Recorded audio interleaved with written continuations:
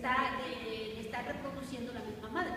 A eso se refiere el concepto de domesticación, hacia adentro, educar a las mujeres hacia adentro. ¿Y por qué creen que las mujeres participaban en administrar el dinero de los conventos? Porque están hablando de género, y ahorita que están hablando todos de la educación, decía San Pablo que las mujeres no tenían derecho a pensar, y Luis Vives decía que si la mujer pensaba, pensaba mal. Entonces ya desde ahí se parte como lo de género, y viene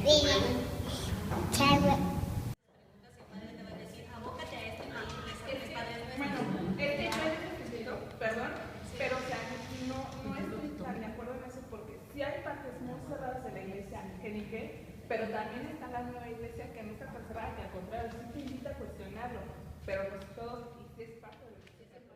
A las mujeres, bueno, aquí esta es, en la época de la colonia, a las mujeres encargadas de cuidar el dinero de los conventos, ¿cómo les llaman? Aquí están las Se les llamaba contadoras. contadoras. Contadoras. Hay una parte de un capítulo que dice las mujeres sabias de la colonia y los cronistas. Y efectivamente, como estaba tan sumisa la mujer, inclusive hubo una combinación de española con indígena, bueno, y las mujeres que salían de esa combinación eran las cronistas, y había mucha mujer inteligente, inclusive había una mujer matemática que escribió el libro de efemérides calculadas en Meridiano de México para el año de 1757 por Francisca González Castillo. Imagínense, para ya hacer ese cálculo más avanzado de matemáticas que ningún hombre lo hizo más que mujeres, pero claro que las condiciones para estas mujeres sabias pues eran siempre dentro de los conventos. Dentro de los conventos, no en la sociedad, eran dentro de los conventos. Bueno, por eso fue que Sor Juana Inés se metió, ¿no? Y tiene toda su historia de que ella por eso se hizo pasar por varón, para entrar a un convento y aprender, porque ella desde los 3 años empezaba a leer inmediatamente, ¿no? Entonces tiene mucho que ver con lo que tú decías, sí, ¿no, Blanquita? Porque también una parte de Sor Juana dice que las mujeres en aquellos tiempos era como la parte de la reproducción, ¿no? Que ellas tenían obligación a la reproducción. Y ella, para Sor Juana, eso no era sobreviviente, ¿no? Ella decía que había cosas más interesantes, más importantes, que las mujeres eran inteligentes, y por eso se metió al convento, ¿no? Porque ahí daban un tipo de libertad para poder aprender esas cuestiones que ella quería.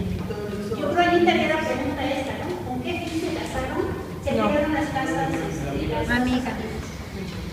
Bueno, aquí con el fin que se hicieron era para educar a las niñas y jóvenes de bajos recursos, ¿no? Porque aquí, si nos acordamos también con lo que viene siendo la colonia, iban como los estatus, ¿no? Como el alto, el intermedio y el final, ¿no? El pobre, ¿no? Entonces, principalmente esta era como para educar a las niñas y a las jóvenes, no como, ¿cómo explicaré?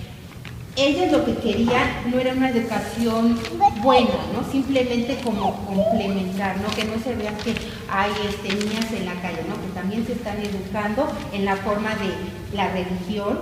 Esa era principalmente, como se dice en ese tiempo, era la religión, era lo doméstico, o sea, tejer, bordar, atender a la pareja, ¿no? Hacerlas como buenas esposas, ¿no? Aquí la cuestión era que las educadoras en ese tiempo, las maestras, porque en ese tiempo solamente las mujeres podían ejercer la profesión de ser maestras, ¿no? Nosotros éramos como que las mamás, ¿no? Nos tenían como en el concepto de mamás, por ser tiernas, por ser amables, por ser todas esas cuestiones, entonces nosotros podíamos ser maestras, ¿no? Aquí a las que les decían, hacían como un tipo de selección y decían, a ver, ¿quién quiere venir a dar esta cuestión de educación, ¿no? Las que se supieran bien el catecismo eran las que entraban, ¿no? Les decían, tú vas a dar religión, tú vas a dar el buen, siendo la buena educación, pero formada siempre en lo que viene siendo la religión. Yo creo que bueno, esta pregunta, ¿no? Bueno, nada más para complementar, me parece muy interesante esto que comentaba. En la lectura también dice que el colegio Las Amigas o la casa Las Amigas era muy pobre o muy patética en la educación y que tenían que mejorarla. Y esto se debe, bueno, en 1813 la maestra Gregoria Fleiberg, ella dice, yo quiero que mejore la educación, no que se les medio enseñe a leer, porque ni siquiera se les exigía que las niñas quienes aprendieron a leer, simplemente se les enseñaba las cuestiones domésticas, sobre todo, y que se supieran las oraciones. Ya con eso era más que suficiente, ya si sabías leer o no, no era importante. Y entonces ella dice, yo quiero expresar mi deseo y que sea sobre todo con el ejemplo. Entonces ella es quien empieza como a querer reformar esta enseñanza para enseñarles a leer y a poder mejorar la educación y que no fuera solamente como por encimita, ¿no? Sí, le eran los oficios mujeriles, ¿no? Pero en esta época la educación superior sí fue abierta, pero era autodidacta, los que quisieran estudiar, pero bajo la vigilancia de los confesores. Entonces, ahí la cuestión.